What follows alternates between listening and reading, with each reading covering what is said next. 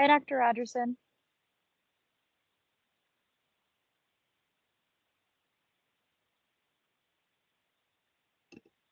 Hey, how you doing? Sorry, I'm a No, Zoom you're person. good. Everybody's I'm a like Zoom double person, not a muted. Teams person. So just figuring stuff out. No worries. We were just doing that right before this, so all good. Thank you for Good. hopping on and creating some space and time for this. We're really excited to have you on.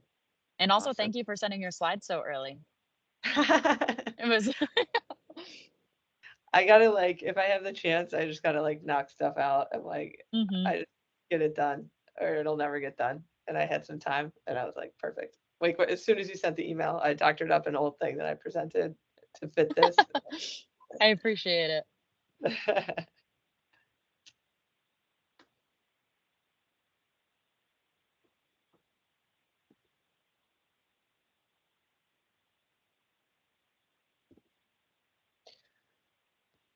Do we want to give people until like 12:02 to hop on? Yeah, I think that's a good idea. Okay.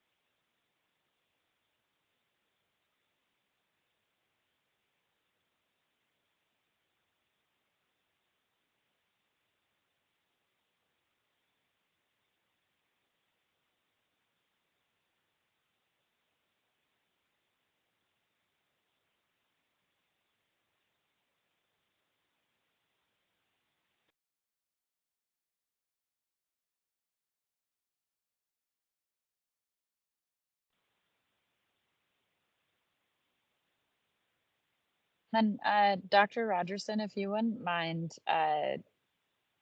sending a message to Dr. Hamori. I see he's not on. Yeah, I'll text him right now. Okay.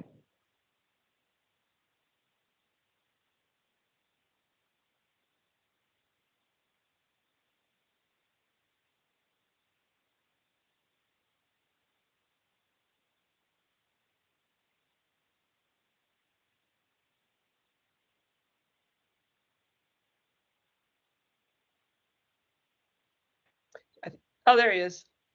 Oh, perfect. Hi, Dr. Hamori.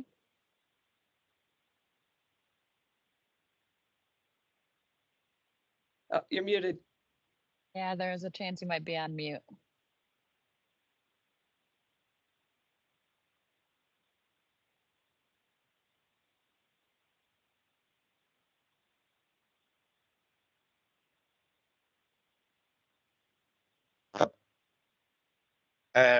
Sorry, I have to load this through the browser rather than the app. Is this still work? Does your audio's a little jumpy? Do you have Huh. two mics on or something? Oh, let me see.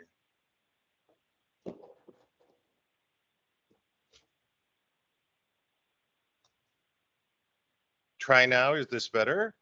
Oh, that sounds great. Okay, good. Sorry. Perfect. All right. Well, we'll go ahead and kind of kick things off. Thank you, everybody who was able to join as we kick off with our first virtual Pride of event. This is our Living Authentically Within Orthopedics, presented by Exhale. We're super excited that you're here. My name is Courtney Havens Mitchell. I am the co-chair of Exhale, and I'm also a member of the Community Centered Care team. So this event really is a passion of mine on multiple levels, personal and both sides of the professional side that I work on. So I will hand it off to Sarah, our chair, to kind of go over our vision, purpose, and focus.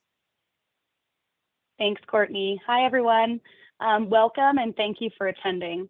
My name is Sarah McCleskey. My pronouns are she, her, and I'm proud to be the chair of Zimmer Biomet's LGBTQ plus Allies Employee Resource Group, Exhale. Exhale was founded in 2020 out of a need by LGBTQ plus team members to build a network that would support the fostering of a workplace where everyone feels accepted, respected, and enabled to be their authentic selves every day. In a world where conformity often reigns, we celebrate the courage and resilience of these individuals who dare to be their true selves, even in traditionally conservative fields.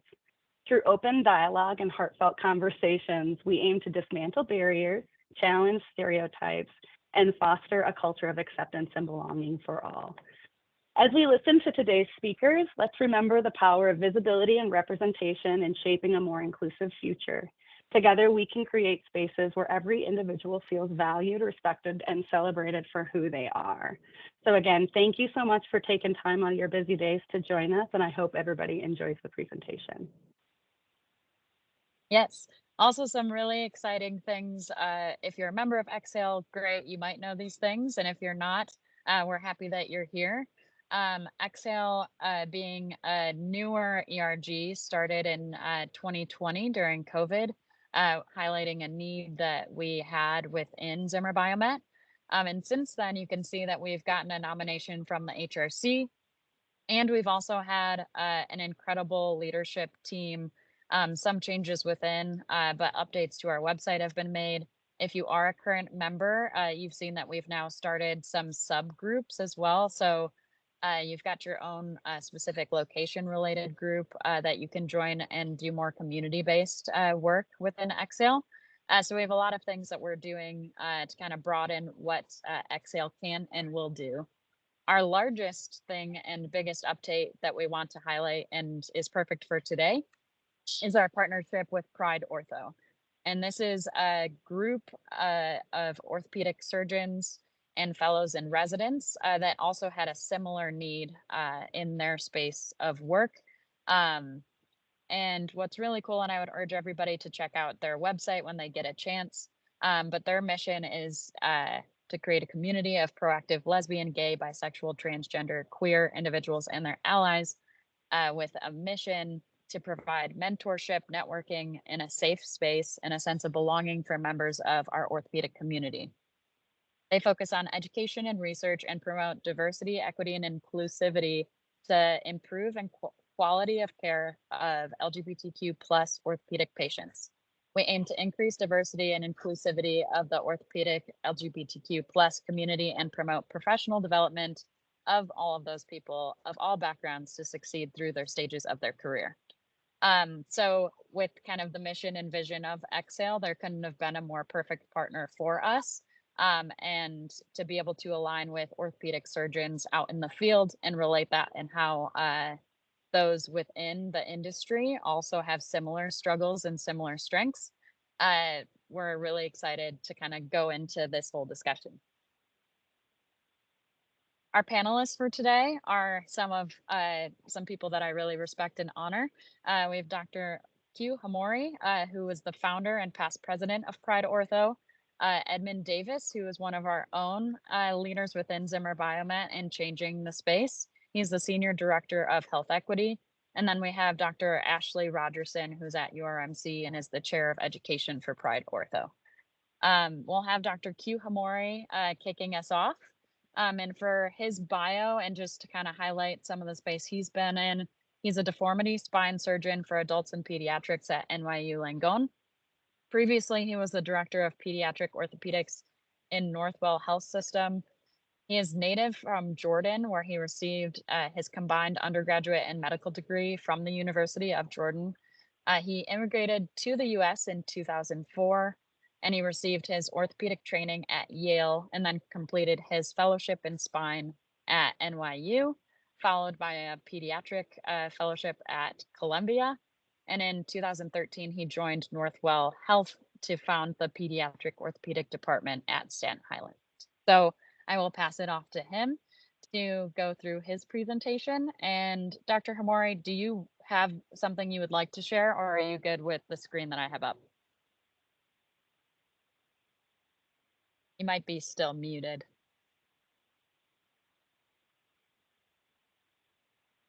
Mute.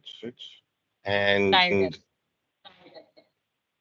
can you see me? I can see you. Good. Good. Thank you, everyone, for this great opportunity. I have to say, one of the amazing things that happens when you start working with what I like to call rainbow work. You start finding people and allies and willing partners everywhere you look around, and this is something we're grateful for. Companies we work in Orthopedics are our partners in developing technology in helping us for our patients, and they are also the same people, and they they're also the people who are helping us figure out and work on LGBT inclusivity, because it's the same work that they're doing. So I'm grateful for having this space for people in Zimmer, in orthopedics, and for all of us to speak. So thank you all. And I have a few slides that I'm gonna share with you.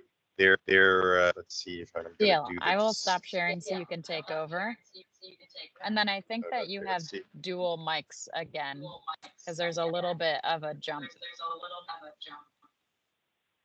1 second. Maybe. This, am I still jumpy? You sound great. Thank you. Okay, this is bad. My name is Kasai Hamor. Can you see my picture?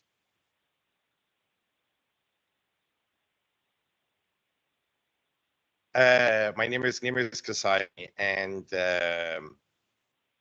one of my biggest in my life is to be part of the community of Pride Orthopedic, and this is my dear close colleague, our president now, Dr. Zimmer Biomet, at our first annual Pride meeting at the American Academy of Orthopedics. And I just wanted to highlight, this is for me the zenith of my accomplished, that I was able to bring together so many different aspects of my life and so many different wonderful people in life and around me, that we came together to make something so inclusive. A little bit about me. I'm a surgeon, as you can see here, right? But I'm also an artist, so it's one of those things that I'll get highlighted outside of LGBTQ communities. It's one of my paintings that is on for show.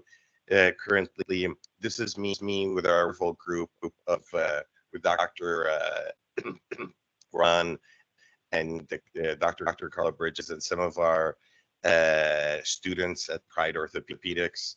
And I have not always felt that I fit in the orthopedic community, and I'm different in many ways. With them is I'm gay, but other ways I'm Arab. I'm from a different culture. So this is my parents in the 70s, and you can see I got my fabulous hair. And this is me as a little baby. And we came when I was about briefly to the US, and that really inspired me. And you can see here holding a book of Washington DC on the left. But I want to highlight to you how different I am also, because on the right is my grandfather. If you look carefully at her face, you can see facial tattoos, which is very common in the US, but in certain tribes and certain in New Zealand and the Est, it's around the world, it's common, but it can be jarring for some people to look. And so in my life, I've had to transverse a lot of things, and it reminds me of the reason we have spaces to include those who are different than us is because someone like me wants to be able to be seen for all that is and accepted. So this for my slides. I'm gonna have these. My story is I for a long time I struggled with finding belonging in surgery in orthopedics, and I always thought that I am the only person who exists like me. I remember these nights when I would feel a little alone, go online and type gay orthopedics, LGBTQ orthopedics, and I say to myself, it can't possibly be that I'm the only person in orthopedics. Where are the rest of them? And it turned out I was completely wrong because shortly after decided to do an online gathering, kind of like this one, but with a call out anyone within the LGBT community in orthopedics. And I was expecting 10, 20 people to show up. It was like 70 people with many program directors, with many people offering support.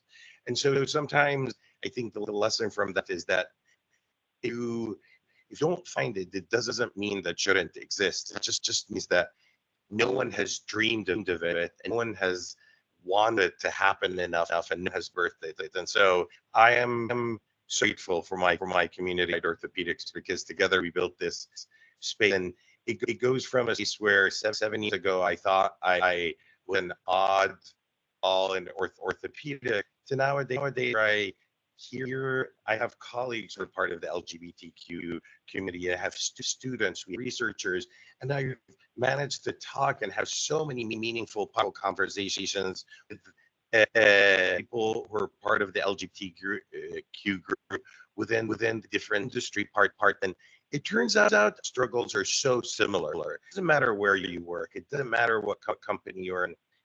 Our struggle of being authentic, of bringing ourselves and not being ashamed of who we are, of making sure that there's space for us is so similar. So the unified idea of we need space for people who not belong. We need space for people who do not look like everyone else. We need space for people who do not look like the rest of us. And if you look around you and you look at the most different person from you, if you can make space for that person, then you've made space for a lot of people in between. And so it took me, my journey started off at Yale. I did residency there. I was closeted. When I moved to Columbia, I did a fellowship there. Then I moved to Columbia. One of the really ironic things is both me and my mentor were gay and closeted. And here he mentored me, and I enjoyed spending time with him. And neither knew that we were part of the same community. And I didn't know that he had come out until after I had come out and Pride Ortho started. But it makes me think about how many missed opportunities for authentic membership exists out there, where I could have had mentor, even me, talk about like how I belong into this department. After Columbia, I went to work for in Staten Island. If you know, New York, Staten Island is the more conservative part of the borough of New York City. That was eye-opening in many ways. I saw my patients would accept me for being gay. I was closeted to them for a long while. And at some point, in some of my patients, I started getting all these gay kids coming to me. And I asked one of them, "How did you find me?" And one looked at me and said, I go to the LGBTQ center, and you opted on one of my friend. And he said to me, go to Dr. Hamori. He's good to us. And that was a very emotional moment to me, because I was closet and I was like, could they see even through my closet that I was shining my rainbow? How did they know? So it was really a moment when courage that I saw in my students or my patients, that they were comfortable telling me they're gay as a way to guide me to coming out to them. And what surprised me is when I came out in this conservative community, so many families embraced me. So many of my patients, so I would get after surgery of some rainbow flag or some rainbow shirts. In fact, my patients were proud that their doctor was gay. The new generation is a lot kind to people who are different because they want to be different. So that's an important lesson. We're changing. We're not all from a previous generation. The future is being written as these new generations are being born and helping us about what's going. And now I moved from Northwell to NYU, where I was recruited for my LGBTQ work. And so something that was a liability 10 years ago in my life that I thought my dirty secret is now something not only that makes me proud, but something that makes me active and sought after by different people. I've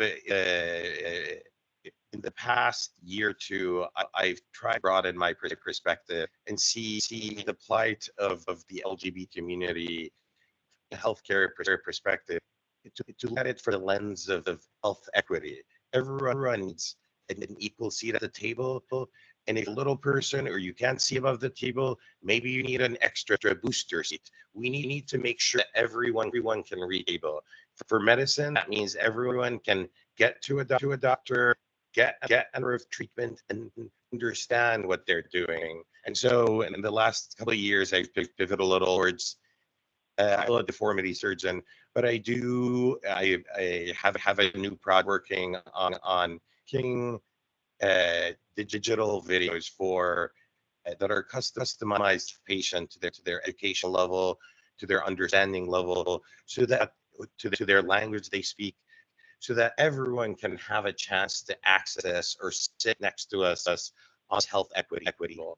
I'd like to finish off by saying I'd not be here if it weren't for the many amazing, brave people at Pride Orthopedics. I'm grateful for Ashley, who did so much work with us. And I'm grateful for you guys, our partners, who not only support us financially and, more importantly, spiritually, but you make space for us to have these discussions, to show gay faces and our lesbian faces, to show our rainbow ties, and say happy Pride to everyone.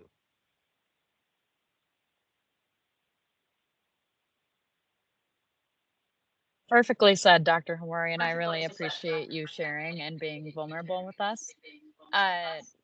We'll save all the questions for at the end for all of our panelists, but thank you so much for that side of things and your experience and your story and how you're creating more space for others in doing so as well.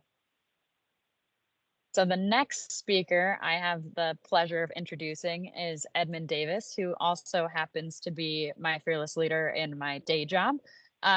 He has spent the last 15 years within orthopedics. He is also a key member of ABLE and a leader in that space. He is our leader for the Health Equity and Community Centered Care team, which means a whole lot to our organization, which started about a year and a half ago now, as a very small startup. And you've probably heard of us now, and we're just going to continue to get larger, and we have him to thank for that. So I will hand it off to him for his side of this presentation, and we're happy that you're here. Awesome. Thank you, Courtney. And thank you, Excel, for having me here. Dr. Hawari, I'm really just blown away and inspired by your presentation. I could have sat for another 45 minutes to an hour just listening to you speak. When Courtney asked me to speak on just being authentic, especially in orthopedics in the workplace, it really hit me at my core. And typically when I do these sorts of presentations to give a backdrop of what I've done in the career side, as you can imagine, there are less oftentimes that you become vulnerable. What I want to do here today is I want to really position the vulnerable Edmund. I want to position the authentic me. And I think as I share my story, you'll see a transformation throughout my 17-year career. Before I do, though, again, I want to thank Sarah. I want to thank Raquel, Courtney for your leadership on building Excel. It's needed here within ZB, but I think it's also going to set the tone external to ZB as well. And believe it or not, it's going to impact patients as well as we talk about the health equity lens. Before I get started also, I just want to call out Courtney for a second. I get the privilege of working every day with Courtney. She may not say that she get the privilege of working with me every day because some days it's not easy. But Courtney, I see your leadership. I see how you've grown as a leader. This is a testament of that. And I'm just quite honest, I'm truly inspired with the work that this group's doing, but you specifically in your leadership. So thank you for that. It makes us better. So before I jump in, I threw in this slide last night. I think I emailed Courtney at about midnight last night. And Dr. Rogerson, I wasn't the early bird to get my slides in. I didn't mind at the very last minute. But I thought this slide would be a telling slide that really sets the tone for my 8 to 10 minutes that I have here. And the important piece of this slide is I pulled this this paragraph from my journal session probably about 4 or 5 years ago. And it'll speak louder when we talk about the transformation of my 17-year career. But I just want to read this because, again, it's gonna really be the underlying theme of everything you hear going forward. So again, this is a journal entry 4 years ago. I'm sure it was inspired by some picture, some quote that I saw, but it reads as follows. Those around us and future generations are counting on us to be our authentic selves, as it gives them the courage and strength to become the best version of themselves, with authenticity being their true contribution to the world. And as I listen to Dr. Hamori speak, that really speaks volume in his experience that he just shared. And so I'm going to read it one more time, emphasizing a couple points. Those around us and future generations, those that follow, they're counting on us to get it right. They're counting on us to be our authentic selves, to be the best version of ourselves, because it's going to give them the courage and the confidence to do the same. And if we do that piece, the end game is we're going to contribute so much to this world that not only our families are going to be impacted by, we're going to develop allies along the process that's going to be impacted. But also, from the lens of health equity, our patients are counting on us to get this right. And I don't need to go into details around what concordance care is, but data supports that there's a trust element. And when there's a shared identity, the patients, they lean into their recovery. And that's what Dr. Hamori was speaking about and I didn't see his slides. I've never met him before today, but I was just moved by the impact he's making, not only in his personal life, but also in a professional life, and patients are realizing the benefit from it. So I just want to start there. And now I'll tell you a little bit. I don't have control over the slides. We'll go to the next slide, Courtney. Thank you. So over the next 5 to 7 minutes, I'm going to tell you a little bit about me. I'm not going to drill so deep into the various different positions that I've had. I've had a lot over the last 17 years. I'm going to talk about what drives me. And then I'm going to talk about the transformation that's taken place over the last 17 years. Honestly, it's really hit home over the last 5 or 6 years. So I'll start off with what drives me. And this I didn't learn early in my career, but I'm really driven by faith, family, and legacy. Why is this important? It's because when we live a life that's centered around being our authentic selves, you got to have, it aligns with purpose, right? It aligns with impact. And then you have to have those driving factors when things get hard, when you are Dr. Rogerson and Dr. Hamori standing by yourself and not knowing if you're going to have people come alongside of you. It's important to know what drives you so you can keep going. So for me, again, it's faith, family, legacy. I'm a family first guy. I'm obsessed with growth and development, and I'm a purpose-driven leader. I see Courtney smile because she's probably tired of hearing me ask her, hey, what are you doing this week to get better in your personal, professional life, right? And so I'm obsessed with it. That's the way we lead. But early in my career, I wasn't that way. I was very transactional. I grew up on the commercial side of the organization. I started off my career carrying the bag, as we would say, as a sales rep with Stryker, moved to Biomet, and then carried that on to Zimmer Biomet. But I thought from a very transactional lens. And the reason why that's important is because outwardly, people say, hey, Edmund's very successful. He wins every single year. We can count on him. But honestly, I woke up and I was really unfulfilled. And I asked myself 2 questions. The first question is, who won sales rep, sales leader, sales manager of the year 2 years ago? And Sarah, as I look at you, I didn't remember who won. And what that told me was I'm chasing something that's impactful. As a Fortune 500 company, we gotta worry about and we gotta execute top line revenue. That's the name of the business. However, it shouldn't be able to define the impact that I wanted to leave on the space and the people that I get to show up and go to work with every single day. And so I was unfulfilled. So I definitely did some soul searching, and I wanted to make an impact. And so the picture you see here on the left is what I call my family, my work family. This is our team, and we have an honorary member. The picture is the best picture that I can find, but I'm going to call out a couple individuals. The honorary member who's not officially a part of our team is Namdi, who is president for a few of our business units within Zimmer Biomet. But I'm going to start with Courtney. Again, I wanted to surround myself with leaders that are driven more than from a transactional lens, leaders that are trying to make their mark, trying to make an impact on those around them and the world that they're living in, and that are living out their authentic selves. So Courtney was one of the first people that I reached out to join our team, which we're about a year and a half old. Lindy, the person that's in the pink jacket there, she was another person that I reached out to, again, living a life of authenticity, a leader, very purpose-driven. So I wanted her to be on our team. I wanted to surround myself with those types of individuals. And then to the far end, the guy who's wearing the brown pants there, he's our only external addition to our team.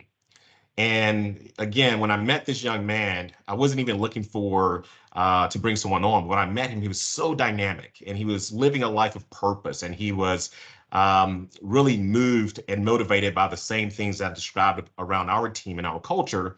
So we brought him on. His name is Rasan Stewart. And so I share this picture going back to Faith, Family, Legacy. These are the people that are helping me shape that and build what we're calling our health equity strategy, community-centered care strategy within Zimmer Biomet. And it's going to be very meaningful. So getting back to the transformation component of myself, again, from a very transactional lens, woke up one morning and literally felt unfulfilled and started doing some soul searching. And from every point from that moment on, I was determined every decision I make will be based off of making an impact for others. What is that going to look like? And it's going to be based off family, faith, legacy, and being my true authentic self as a leader, as a person, as a friend, and as a father, and so forth. And so, like, it's freeing. And I hope you guys feel the same level of freedom that I feel. And it almost creates some fearlessness and a sense of boldness when you're making decisions and you're, I would say, shepherding your life through those lens. And that's what I feel. And so boldness is really the key to how we're moving, how we're shaping our impact. Our health equity arm. It's all about impacting patients. We're going to impact patient outcomes, and we're going to make sure that patients have access to quality care and trusted physicians, trusted partners like Zimmer Biomet. And it really starts with, partnering with surgeons like Dr. Rogerson and Dr. Hamuri that's living their true selves, because that's what the patients are going to connect with. When we go into legacy as well, again, it's not just in the working environment, but it's also in the personal environment as well. What you see pictured here, this is my home-based crew. This is my family. We call ourselves Team Davis. And this is the legacy component of what I mentioned. My wife, Casey's in the middle, 17 years of marriage. To the left is my little guy, my 6-year-old Malachi. That is Malachi 100% of the time. He's definitely living his authentic self, his best version of himself, for sure. To the right side of the screen are my two younger girls, my 12-year-old Mackenzie, she's in the pink, and my 8-year-old Mariah. And then my girl version of me, she's my twin, she's my 16-year-old, her name is Michaela, she's in the bottom right corner there. But our family mantra is this: discover your inner greatness. In order to discover your inner greatness, you got to live your authentic self. And sometimes you got to stand by yourself. And when you stand by yourself, you inspire others to join you in doing so. But be great, be you. And we got to do it on purpose. And again, not to sound so preachy, but this carries on in our professional life, in our personal life, and it really leads itself to the impact that we're going to make going forward. I jotted down three things I want you to just capture about me and my journey. How am I doing on time, Courtney? Am I good? I have 2 more minutes? Okay. I captured this right before as I kind of just thought about this and what I wanted you to take away from my story.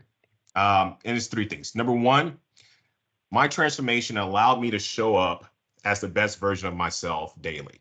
Again, I talk about the freedom. I have a compass, a moral compass that I'm really operating off of, and I'm making decisions off of. And when things get cloudy or I'm unsure, Courtney and I were talking about this earlier today. I go back to that moral compass. When I get nervous, right before this call, I was nervous. I was like, I'm not sure what I'm going to say. I didn't really plan. And I go, you know what? I'm just going to take it back to my moral compass, which requires me to be vulnerable.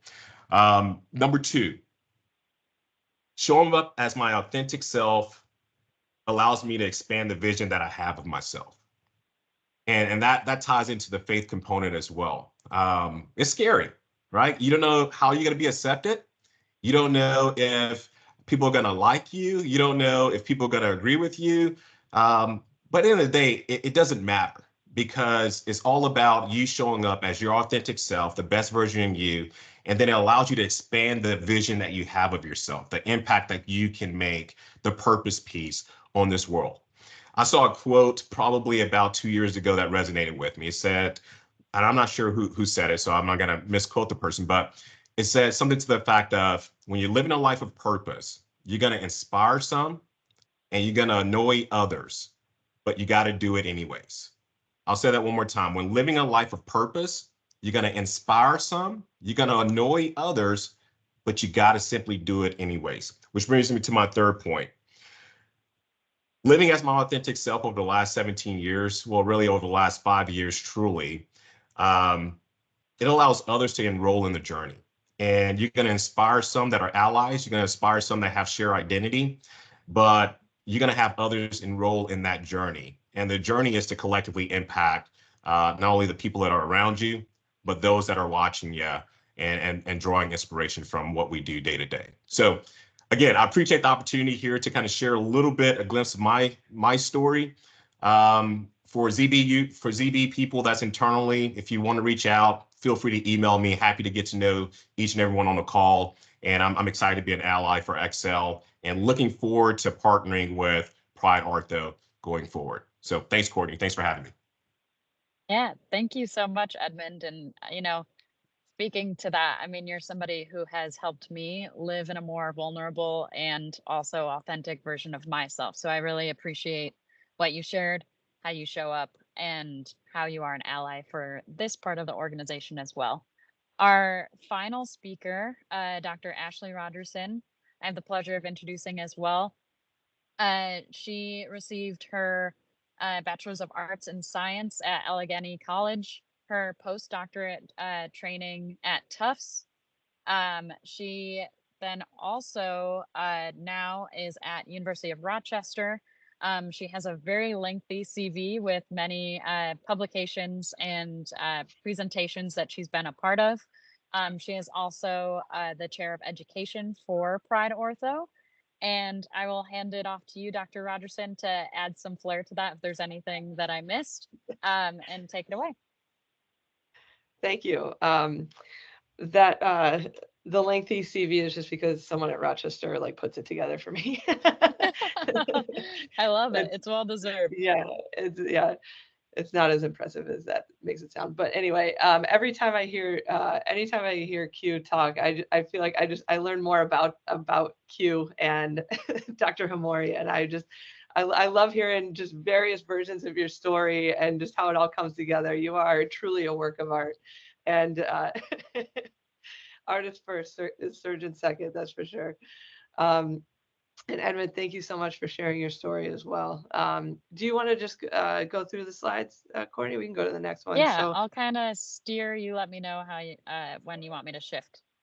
Okay, that's perfect. Yeah, so I figured we'll start at the beginning. So I'll take you through sort of my geographical journey and interject my more inner thoughts and things as we go through. So I was born in Fairport, New York, just a suburb of Rochester, and you can see I played all the sports: soccer, basketball, lacrosse, track, and that's my parents down there with me as a baby. So growing up, I probably, in hindsight, probably always knew that I was lesbian, growing up. But it's one of those things that you put aside, or you don't like. I mean, it's pretty obvious here, but you think that's not me, that's not me, and you do your best to just kind of push those feelings aside. And I think a lot of times that is actually what drives a lot of us, or in hindsight drove me to say okay, I'm going to accomplish all these things so I don't have to deal with that. So if you go to the next slide. So after college, I went down to Allegheny College in Northwest Pennsylvania, and continued playing all the sports. I played soccer and lacrosse at Allegheny all 4 years, and that's actually where I also met my wife, Kelly, who is right smack dab in the middle of that picture of us in all the blue shirts. That's at our graduation, party at our local watering hole in college, right around the time that we started getting together, as you might call it in college. And, that's where I was like, all right, now I got to like confront all this stuff, but not really, because I'm going to go to med school. Next slide. And that was at Penn State. So now I'm moving farther into, Pennsylvania, South Central Pennsylvania and Hershey. So this is also the era where we were kind of between digital photography. So I have like no pictures of med school because I didn't have an iPhone yet. So they're like in Facebook land somewhere probably. So med school is challenging, and at this time Kelly actually went to Penn State for law school as well. So we were kind of navigating our relationship during that time, and I was focused on, of course, next step in your career, and decided to do orthopedics. It's kind of the natural path. I knew I wanted to be a surgeon, and when you play all the sports, you got to look at orthopedics, right? And it was just that's where I felt the most comfortable, but also in a way probably the least comfortable, with my own identity. But you just kind of push it aside and keep going and keep chasing the carrots. So I ended up matching it an orthopedic residency at Tufts. The whole application process was kind of interesting, not knowing how much of yourself to disclose and things like that. And I was applying, it was in 2009, so it's not that long ago, but the world is just very different than it was even then. So I ended up graduating med school in 2010. Kelly finished up law school in 2011, and we wound up in Boston. So you can go to the next slide. And so all of my training was in Boston. So I did my residency at Tufts Medical Center. That's my class of residents up there with our teacher of the year on graduation, a picture of me in spine fellowship at Newton Wellesley Hospital. I also did some part of my training at Mass General. So I think when I think of my time in Boston, that's where we really grew up.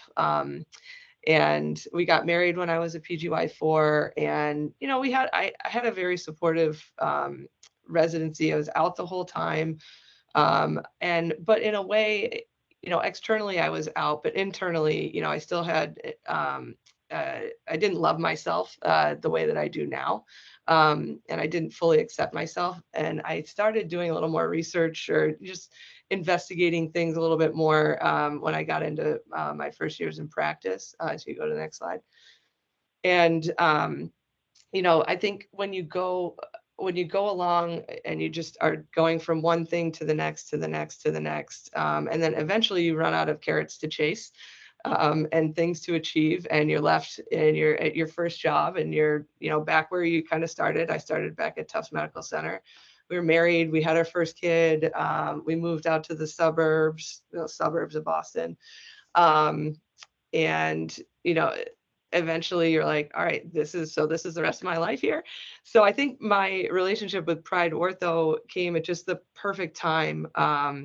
I literally I Googled like LGBTQ orthopedics, and I think it just happened to be like 2 weeks after Pride Ortho's first like Twitter post or something. And I was like, oh, what is this group? So I started, I don't remember how, I applied for a committee position, and Dr. Bellamy was like, why don't you apply to be a chair of a committee? So I was like, okay. So that's how I became the education committee chair. And just becoming part of this group of orthopedic surgeons, I've never felt more welcome in orthopedics. It's not that I didn't feel welcome in my program. There are a lot of comments and stuff that I would absolutely never tolerate now, but you're in training, and it's I'm sure I said a ton of stuff that I would never say again that are probably fireable offenses at this point. But,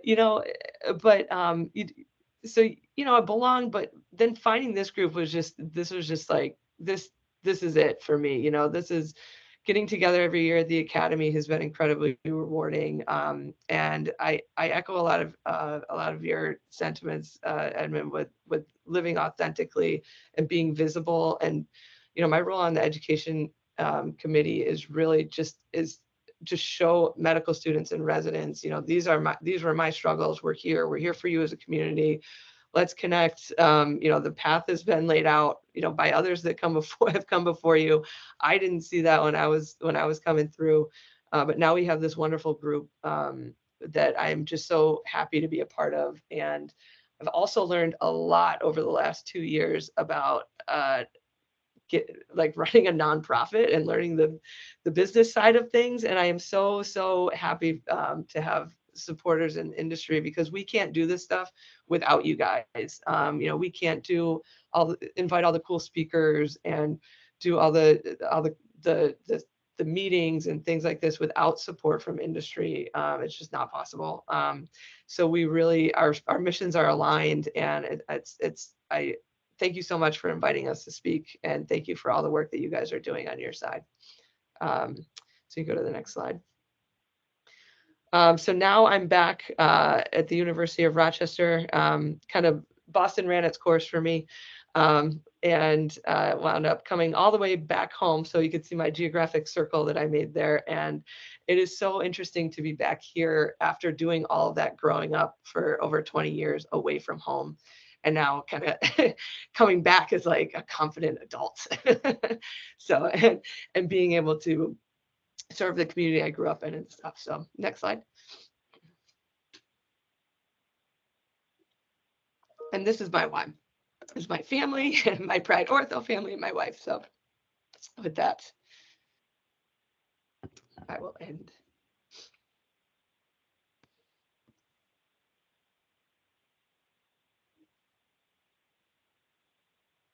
Thank you so much for sharing. I really appreciate all of that. I feel like some key themes that kind of show throughout that and throughout all of the presentations was the step in being vulnerable and kind of taking that like jump to realize living authentically was going to be easier, or not maybe quote unquote, but like more authentic to yourself. Like you can feel when that's not being lived out. And so I really appreciate you all sharing your journeys and how that has kind of come to fruition and how that really showed up for you guys. I do want to open it up now for others who have been on the call patiently waiting for any questions or comments and things that others would like to share.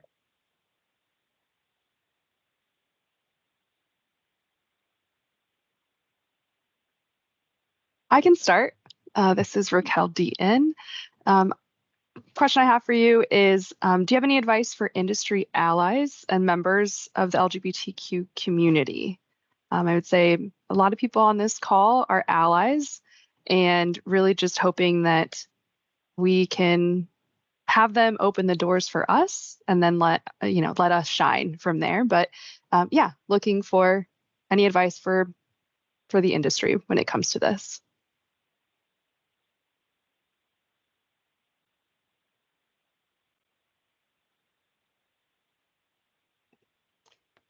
I think doing stuff like this is huge. And just this is it. This is great.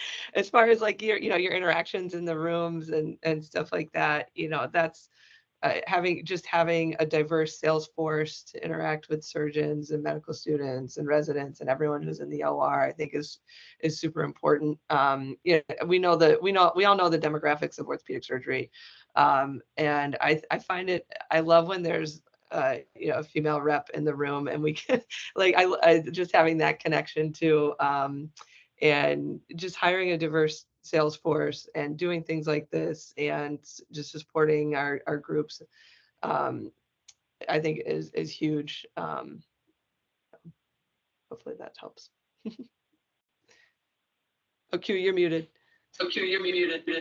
Am I one mic or two now? I think you have like 8 mics over there. I don't know how many mics you have. They're all on. One of the actually, I think you said is really, really important. Some of the, small. I love this concept, small allyships, which is sometimes I'm wearing my bow tie, and when I'm walking in the street, people will stop me and say, "I love your tie."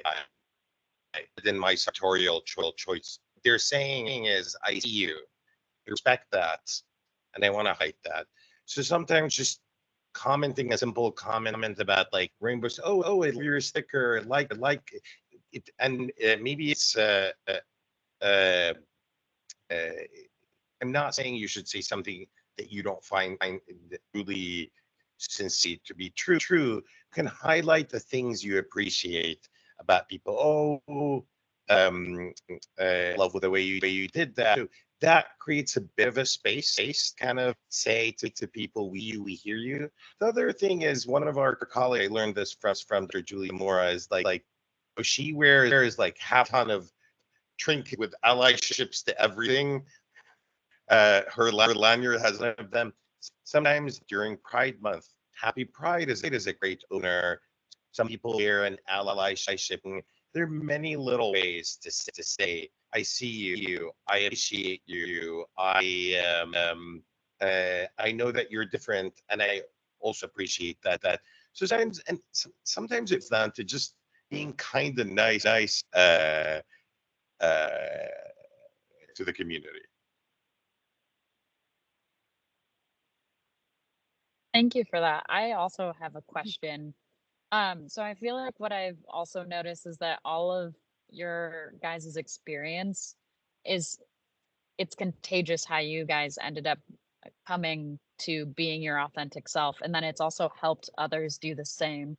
And I think about that in relation to Pride Ortho itself and how it really has helped residents and fellows like find a community and resonate with that, similar to how like a Gladden Society really helps those within that community find themselves and find a group of people that they can relate to and grow within orthopedics. How do you translate that or commit to doing that in each aspect of your life? Because I feel like there's and maybe some context like you in regards to being in the queer community, you kind of feel like you're coming out every single time that you kind of announce that to somebody new that you don't know. So how do you do that? Is that through like maybe like a bow tie like what you are sharing, or what are some other ways that you might do that to stay true to that, because that is so contagious?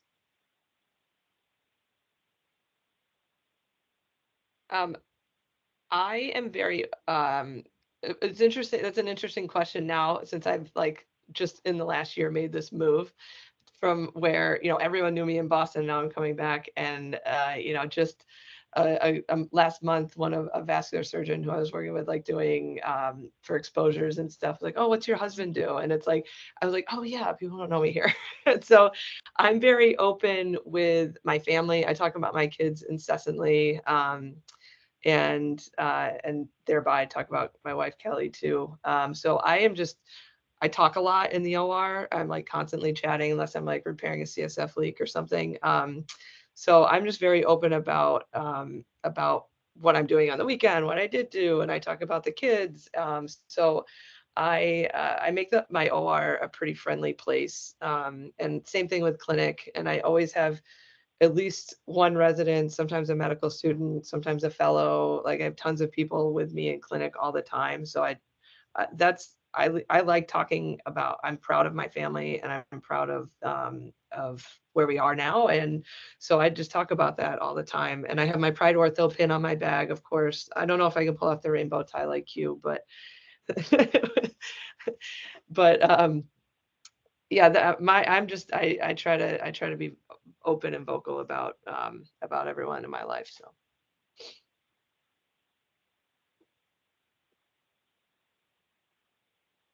I think, Ashley, that's a great answer, and I think the core of what I believe in is being authentic, talking about like the things that make you happy, like your kids, wife. It's harder if you're single and have a partner, because then any construct has a little artificiality to it. Sometimes during a rainbow, but that's not to everyone's taste. I personally wear an earring everywhere to highlight that I'm different, and often that rainbow earring. And if anything, I think the more I become comfortable explaining who I am, more my gayness has leaked outwards. Anecdotally, in the past, I was on a date with a man. Woman offers to buy me a drink. Like, I'm not looking enough. And nowadays, very proud that no one will look at me and get confused. And so just by being so comfortable with who you are and talking about what you enjoyed in life, I went to this concert, or I did this event, or where you hung out. I think sometimes, and also opens up a channel for people to ask you a little, make it, oh, Doctor, where did you go? Where that thing, or who was that band, or something like that. So I think the key to it is authenticness, a few voice accoutrements or things that match your personal style. It could be on your bag, it could be anywhere else.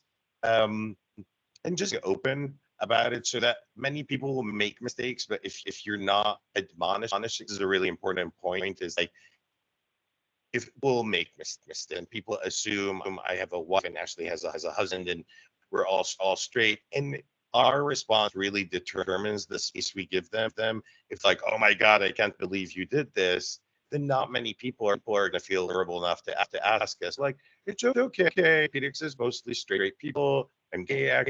If we make it less vindictive, or less angry, or less negative, when people make a mistake, bring out our kind and say, that's not me. Let me tell you who I am. I think that's my 2 cents. Thank you for sharing that. We just hit like the 5-minute left mark. So I want to open it up for one more question. If somebody wants to come off mic and ask anything else.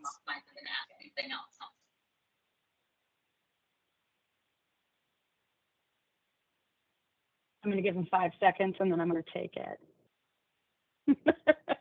Do it. So again, I just wanted to thank all of you for being here, and kind of back to the authenticity.